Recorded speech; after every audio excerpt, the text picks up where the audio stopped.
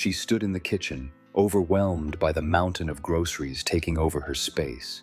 Her boyfriend's friend was only supposed to stay a month, but now he seemed rooted in her home. Was she wrong to finally speak up? My boyfriend recently moved into my 2-bedroom apartment. Our original arrangement was to share one bedroom while he stored his clothes and belongings in the guest room because it had more closet space.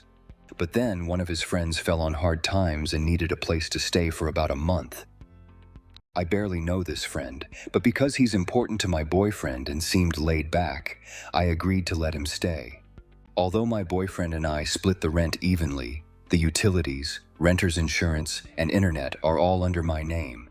The friend doesn't contribute anything beyond buying his own food. The major issue is the sheer amount of clutter this friend has brought with him. I even had to rent a moving truck to help him bring his things over. I'm not accustomed to having so much stuff around. Before my boyfriend and his friend moved in, I regularly decluttered my belongings. But obviously, I can't touch someone else's things, so I asked him to keep most of it in his room.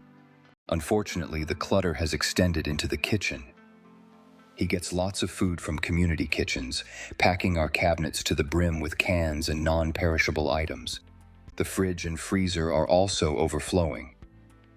While I understand he might have previously faced food scarcity and feels a need to stockpile, it's incredibly frustrating to lose so much space to his items. I attempt to keep the kitchen organized, but he often leaves groceries scattered on the counters, occupying space inefficiently. When I bring it up, he gets defensive.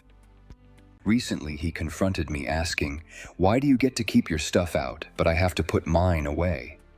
I tried explaining that my things, like the cutting boards and stand mixer, actually belong on the counter, unlike his groceries that could easily be stored away.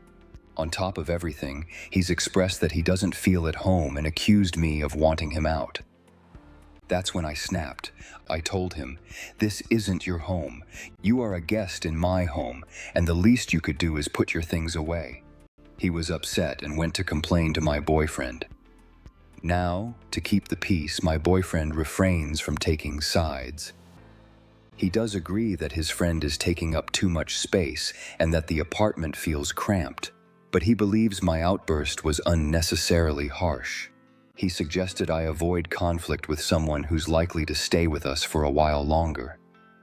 In an update, the situation got more complicated. The state I live in doesn't allow me to legally kick him out without serving a 30-day notice, so I will serve him a notice to quit tomorrow, marking 1 month since he moved in, which gives him until the end of July to vacate. If he remains by then, I can proceed with an eviction lawsuit. This experience has taught me not to fall for any sob story. My boyfriend acted out of kindness, though somewhat naively, and I plan to have a serious conversation with him soon. I'm looking forward to it being just us again. And now, voices from the community have weighed in. Can you believe this response? One said, "You are not the jerk, and frankly, the friend needs to go." Another user stated exactly what everyone was thinking. "You are not the jerk. A temporary guest is still a guest, not a third roommate who gets unlimited storage and free housing. The fact that you had to rent a moving truck just to fit his stuff in says a lot. Your boyfriend should be handling most of this since it's his friend." This one is going to sting. You have a boyfriend problem. He created the issue by vouching for his friend.